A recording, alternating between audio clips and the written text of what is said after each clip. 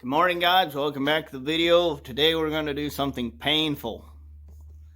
And it's not a prank. It's just that, well, a guy was sitting in his chair just now thinking about life and the weightier matters and how this bike is 40 years old this year, guys. It's 2022 and this was built in 1982. And according to my rudimentary finger counting, that means this bike is 40 years old. So anyway, what's that got to do with today's episode? Well, we have a bolt here. We want the bolt out of the hole. So what I have done so far to help matters along, trying to find a spot for the camera where you won't get in trouble, tighten up the thing so it won't do anything bad. All right. So what I have done before is I have oiled these bolts, and I don't even remember what I oiled them with. Maybe motor oil. It definitely wasn't penetrating oil, I don't think. I have some, ordinarily I would use PB Blaster because I'm a big fan of PB. I love PB, and on the other end of the scale, I do not have any use for WD-40. If you want to know why, find a rusty piece of metal, preferably out in the open air, like an old I-beam or, I don't know, an old barrel stove, something that's got rust and no paint. Spray it on there, get it nice and wet, then come back in a week or two and see how much of that is still left. It's probably going to be completely dried out. That's why I don't like it. Anyway, it might be good for some things like drying out locks or distributor caps. I don't really know. I don't deal with many locks or distributor caps. So, I was going to say something. So I've heated this with the torch and oiled it. Oh, the penetrating oil I have, Schaefer's. Jim's Fix-It gave it to me. So if you got an international tractor and you're somewhere in New York State, go call Jim's Fix-It at 315-536-7653 and get your International Harvester parts or get your tractor fixed. There's your guy. Alright, so I found a 9mm socket fit. So I tapped it on here. Kind of like this. Seeing if I could shock the threads. Now it's been weeks and weeks since this has been heated and oiled. I'm not even making this up right now. Alright. So I know there's guys out there. I watch Project Farm too, like probably most of you guys do. And if you don't, go watch Project Farm. It's a good use of your time, I think. So anyway, speaking of Project Farm, he did a bunch of videos on penetrating oils and so forth. And there's some people out there that like to use candle wax to try and penetrate. So, I mean, there's guys that try and... I'm not going to go down that road. Anyway, so, first of all, you got to understand that Project Farm's a guy in his garage, and he doesn't have the luxury of time. So he can't do tests where, you know, like this has been sitting for weeks. There it is, guys. I'm not even lying. So, I got to tell you what we're doing here, too. I haven't mentioned that yet. So, the exhaust joins back here. There's an old pipe coupler here. And it's welded onto the exhaust, but it's not welded on the backside. So it's got a nasty exhaust leak. So what I want to do is just grind that and get that welded. It'd be pretty cool if we could. I might be able to just grind this all off and just weld a nut on it, and then we can do something cool with that. Try and reuse this bracket. If we got a 1/4-inch washer and put a washer on, then put the shield on, put a washer on top of that, and then sandwich it with a bolt, that'd be pretty cool too. So anyway, I'm not sure exactly how to get to the other bolt. I'm gonna set you guys somewhere nearby. I mean,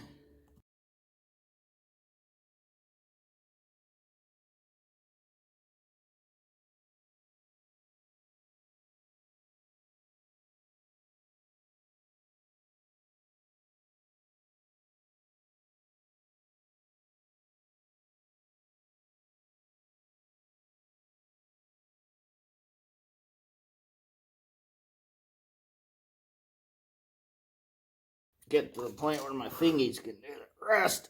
Hey, hey, there it is. Wow. Look at this nut. Ain't she a tool? Wow, there is nothing left of that baby. Alrighty, well, I am into the idea of waste oil.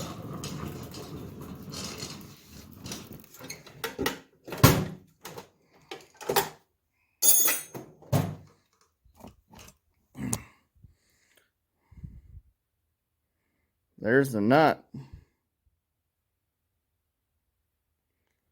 There is nothing left of that nut. And here's the stud.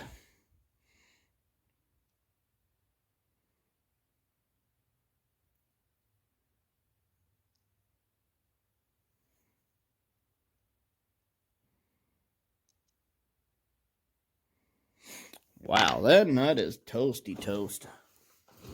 Toasty Tostitos.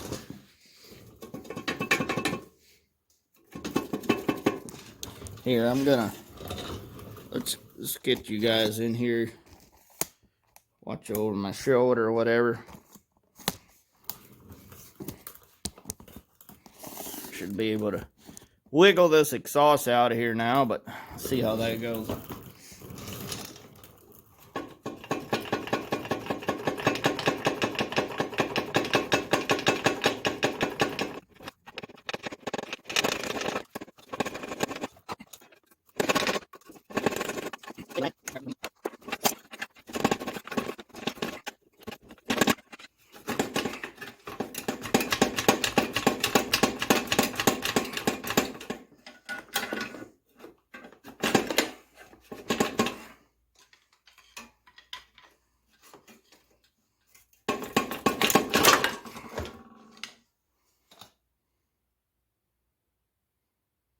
Looks like they might have tried to weld it on.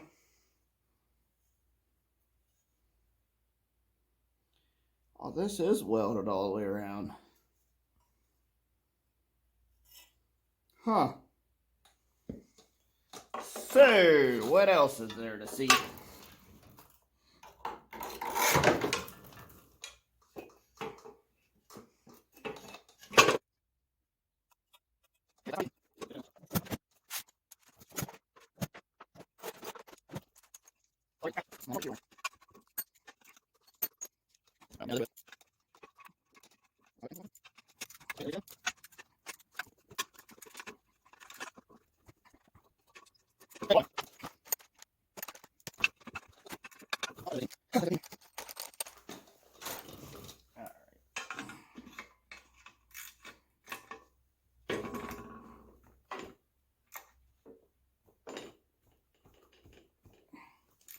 Yeah, and it's gonna break.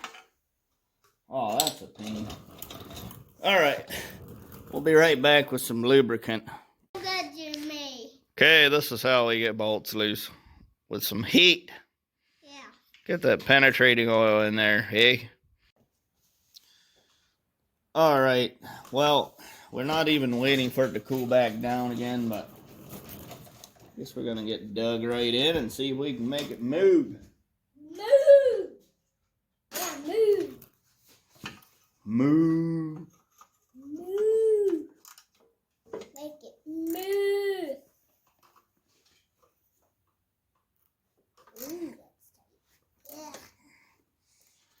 Okay, it's coming. Coming like Roscoe P. Coltrane. I'm a-coming.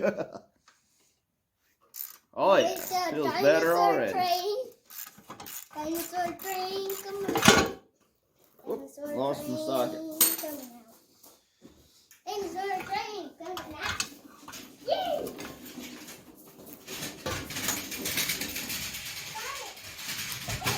Oh, hot.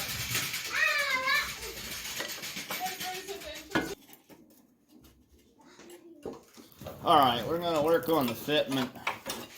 See if we can't get that fitting any better. There's something going on there. It looks like somebody tried to weld it on and it didn't really take. So we're going to grind the weld back and open up the hole there and see if we can maybe get it in. We might have to do something with a piece of pipe that's really nice and tight on the exhaust pipe there. We're going to go back there and grind the patch off the tip. Do some more work on that. Alright, so we got all the old welds and stuff ground off. And I found this little bit of, I don't even know what it is, but it does fit on here pretty tight. So I think we'll beat it on about that much. And then we'll trim the pipe sleeve to fit. We'll just weld it together on the bike. Well, at least get it nice and tacked on the bike. And then we'll let the next people figure out how to get this apart. But, well, I'll probably take care of it. I see this joint here is going bad. So, yeah, this muffler is about, run its race, I'd say. So I'm going to beat that on there, get it on the bike, and then we can get it tacked together. I'll have to address some of the studs and nuts issues there, so we'll get that all situated, and then we'll be right back with the welder. Alright, here we are with the finished product.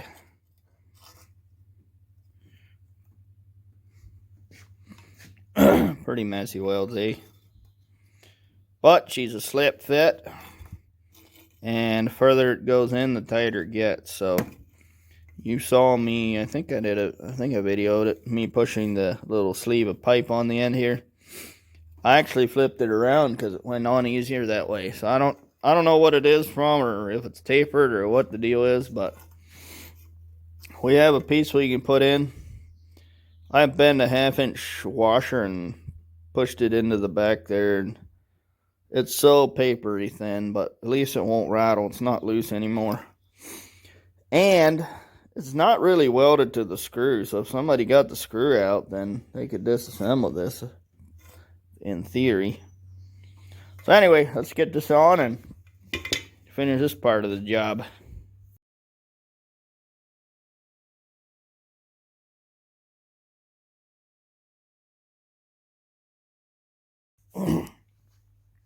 Alright guys, it's after lunch. We pulled the front fork, cleaned all the balls. I actually thought the head balls were all caged.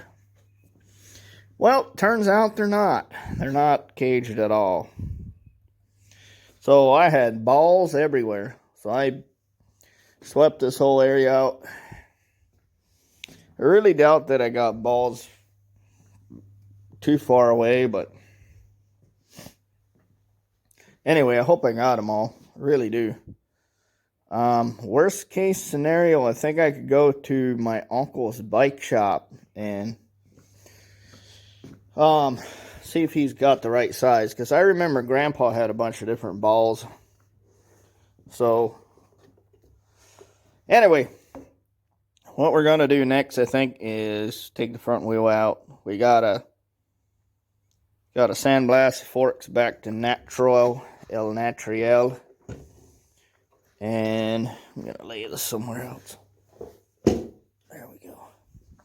Yeah, so the tape should protect them. Anyway, we're going to pull the bolt and all that stuff out and get them sandblasted and painted. Alright guys, this is the end of the video. We got our sandblasting done. Got our sand buckets and cleaning screen. I'm going to show you guys the massive amount of wheels we got ready to paint. So we got all this blasted and ready to paint. Got all these parts ready to blast. Ready to paint. Here's our old sand. Yep. And there's some more things in that bin. I think what we're going to do is set up bike ramps. ATV ramps. I got some 2x6s upstairs. Actually, my sawhorse are up there. Maybe we'll paint upstairs. But here's something else I sandblasted the engine. There was a ton of corrosion on the engine. Got the foot pegs sandblasted. I wonder if there was a ethanol gas leak dribbling over the engine, because it's very corroded. Unless they had it in a chicken barn or somewhere where there's a lot of ammonia or something else corrosive. Alright, that's the end of the episode. I think we're going to run for supplies. Yes. I just got off of eBay. I bought a upholstery stapler along with some staples so that we can recover seats. So like this one looks like somebody used a hand stapler probably. So I might just clean that upholstery and just reupholster it with that upholstery, because it was kind of nice. The only thing is it's not waterproof. If not, I have another Honda Big Red seat cover back there, along with a thick pad to go with it. So that's the end of the video, guys. We will see you in the next episode, where we start prepping and painting this stuff. 5 tires to paint all in one whack. It's going to be fun. It's going to take up a lot of space. We have silver to paint, black to paint, and red to paint. So we're going to get right to it. See you guys in the next episode.